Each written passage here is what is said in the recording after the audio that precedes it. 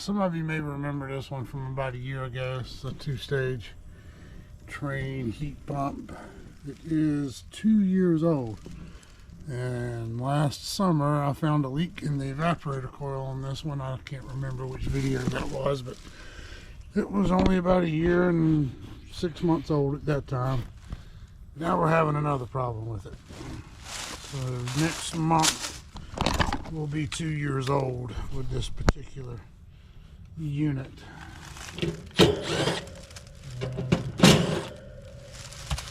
I was already out here. I'm back today to do the repair on it, but I'm going to cover what was going on with it, so you can see that and get an idea of what was going on. So what was happening with this unit is, in real cold weather, when it was going into second stage, which you'll see I have that disconnected right there because it runs fine in first stage. But what was happening, and I'm going to show you here in a minute, I'm going to turn it on, is it would run fine, perfectly fine, purred like a kitten in first stage. When it energized second stage, suddenly the suction pressure would start dropping, and then it would get down below 50.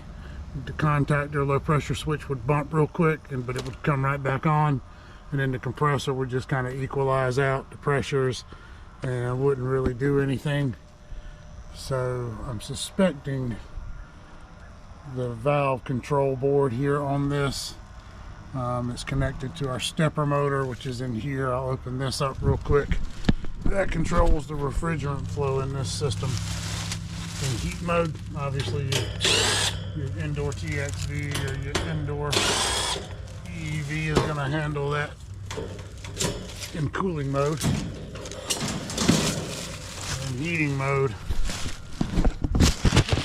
sorry about that, in heating mode, it's the one outside. And I also did go ahead, because it's still under warranty, obviously, go ahead and order one of these. This did ohm out properly, based on what the charts tell you when you're ohming out each individual leg of that stepper motor. So I'm just bringing that as a, it's kind of like a defrost board with me. If I'm going to do a defrost board, I'm going to do the switch outside or the sensor outside with it. I'm going to do it as a combination. I'm not going to hook up old and new parts if they're plugged together. So at least this, you know, the transducer, we're going to reuse that. Our suction line temperature sensor, obviously this thing monitors that in heat mode, and then it regulates your superheat here. Your transducer is going to pick up your suction pressure, correlate that to a temperature, then you've got your suction line temperature, so it's going to monitor your superheat in the outdoor unit when it's running in heat mode. But let's get it turned on. We're going to hook some gauges up to it real quick, and then I'm going to energize second stage and show you what this thing was doing.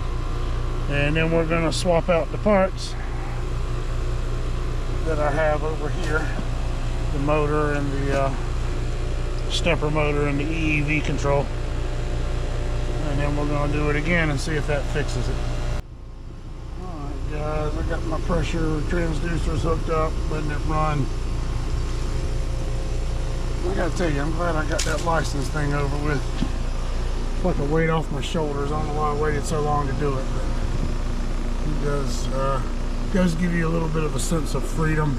But if you're ever thinking about doing that, I highly recommend you do it. It's well worth the accomplishment, well worth the feeling you get. But anyway, so those are my pressures in first stage right there, 105 and 345. So we're going to energize Y2, and we're going to watch what this thing does. And the suction pressure will start to drop, and then the contactor is going to bump and close right back when it trips that low pressure switch, and the pressures are going to just kind of equalize a little bit. I don't think I have a compressor problem. I really don't. We'll find out, but I'd rather do this than that than to put a compressor in it and find out that didn't fix the problem. So we'll try this. It's the easy thing first, but I'm thinking that's what it's going to be. Because the amp draw, that compressor, it sounds good. It runs perfectly fine. There could be a second stage issue in it. I don't know, but we're going to find out. But I'm going to jump this out. Watch those pressures. Suction side should start dropping. 95, 89. See it going down, and then the contactor's going to bump. You see we got all the way down to below 50.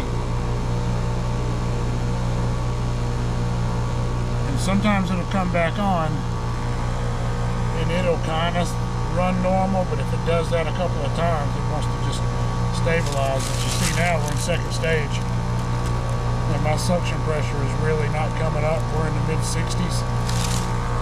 So that thing shutting down on low pressure like that leads me to believe that it's going to be this control and this stepper motor, because they're controlling the refrigerant flow. So when this thing gets a call for Y1, contactor closes, and then and then it comes back and lets this know it's only running in second stage. And then when it gets the call for second stage, it energizes your little rectifier up here for the compressor, and then it also feeds back here to let this control board know it's running in second stage, and it needs to regulate that refrigerant flow accordingly, and it just doesn't seem to do that. Look at now, my head pressure's dropping down to 218, 217. So something's causing this thing not to flow refrigerant properly in second stage. And I'm hoping it's going to be that. And I brought one with me right there, that and the stepper motor. So I'm going to cut it off and we're going to get this swapped out. Alright, so the first thing we're going to do, I'm going to disconnect my low voltage, my 24 volts right here. And power this board down. I don't want to short anything. So we're going to disconnect that real quick. And all I did was just disconnect R here going to the outdoor unit. Just to power all this down while I'm doing this. And we'll unplug the transducer.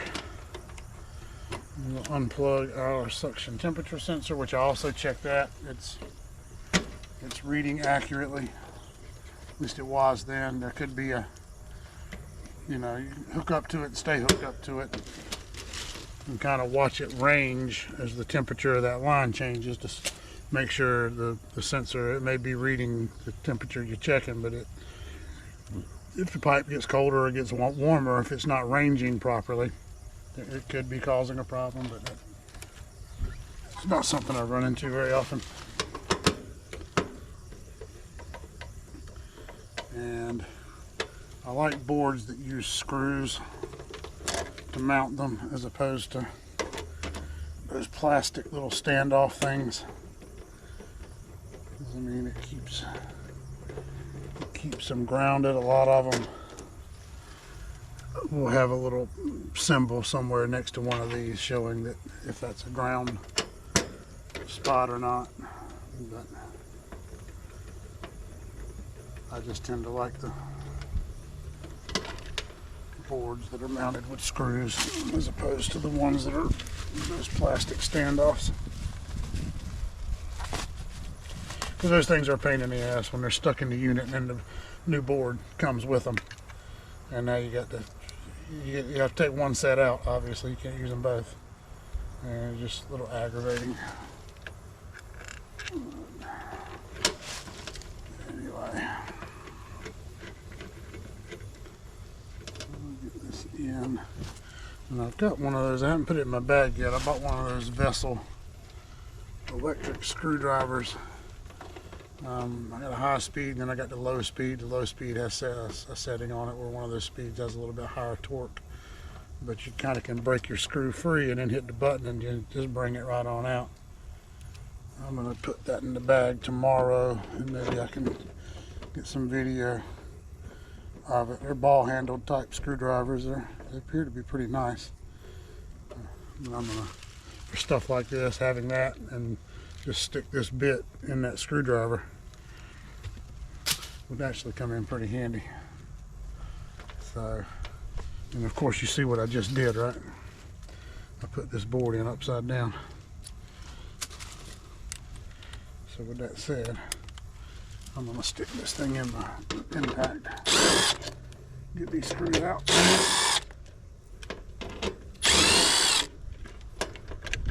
Put it in upside down.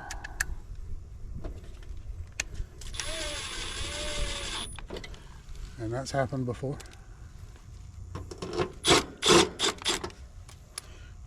Now if the wires will reach, you can leave it that way and play with somebody. They come back out and the board's upside down. Anyway, that plugged back in, that plugged back in, get that plugged back in, and now I need to get this transducer or the stepper motor swapped out.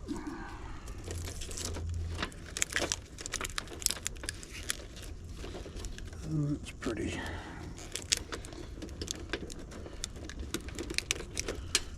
simple to do. Just reach over here and snap it. So that's what we're changing now.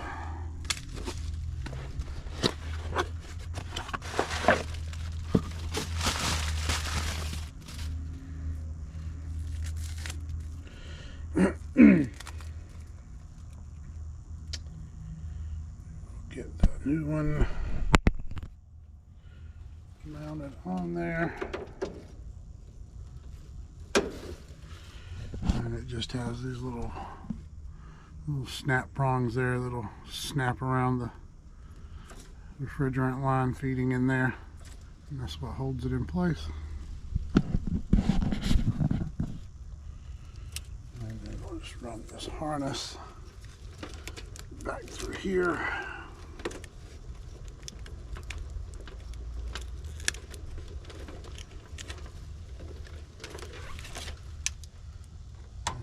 Plugged up, and that's it. It's not that hard.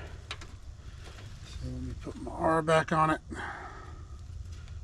and we'll turn it back on. Gotta let it, so you hear it.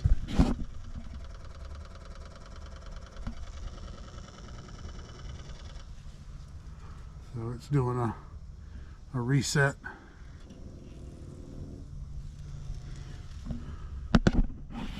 We'll turn the power back on and see what happens. Alright, we got it back on. It's been running for about 2 or 3 minutes. I'm going to let it run a couple of more minutes and stabilize out in first stage. But that's what we're getting right now.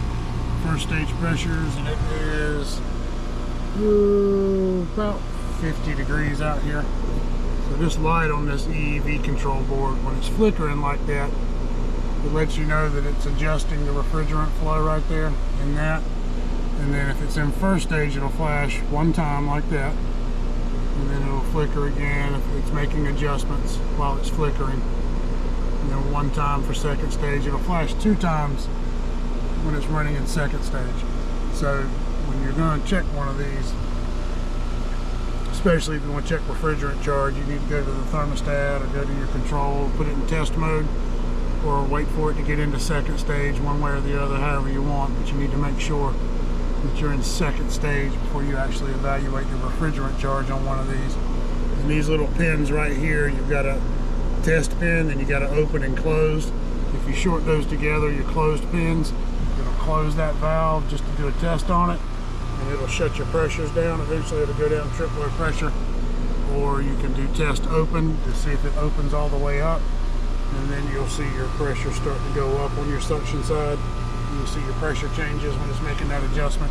It's just a way to go to this board and test that stepper motor to see if it's operating or responding to what this is asking it to do. So let's go ahead and jump it out in second stage and find out if this worked or not. I don't know for a fact. I'm just taking a shot at this. But I don't think I have a problem with the compressor, and I don't think I have a problem with the actual valve itself, the EV. So, could be wrong, but we'll find out.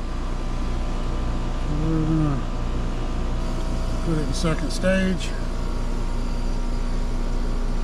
You heard it switch. Now you'll see that light flash twice for second stage. And let's watch our pressures and see what happens.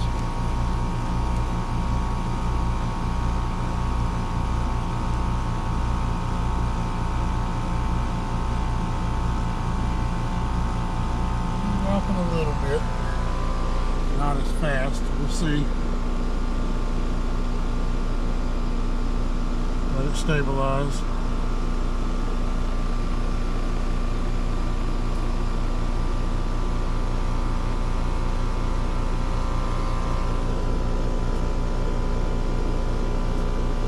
It's already staying on longer.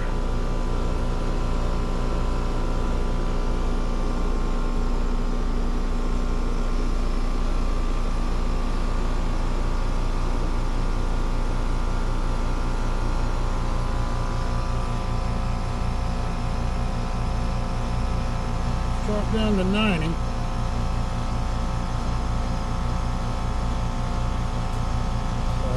You'll let the blower ramp up in there, because the blower, once you energize that second stage, it goes back. I don't know. It's got the relay panel on it, so I actually don't know if the thermostat should have gone. I turned it up 9 degrees in there, so it should be running in second stage airflow after I've been here 20 minutes. Now we're starting to rebound on our pressures. The suction pressure is coming back up. So it's made its adjustment for airflow and refrigerant flow for second stage. It's adjusted itself. So you'll see that initial drop in your suction a little bit, and then it'll start to rebound as it stabilizes. And you saw a while ago it wasn't doing that. Just kept dropping and dropping and dropping until it got below 50, and then it opened that contactor real quick, temporarily, just a quick bump, and it would throw that compressor into a kind of a stabilized, equalized state, and then it just wasn't doing anything. So you run into that problem on one of these units, probably the first thing you need to do is look at that EEV control being your problem. Like I said, I always will go ahead and include that with it, because they work together, especially if it's under warranty, just to be safe. But the first thing you want to do is you want to make sure your transducer, if you've got the book inside the door, you can find it online, but first thing you want to do is, before you condemn that, you want to ohm out your stepper motor, make sure it ohms out. There's a chart in the book for that.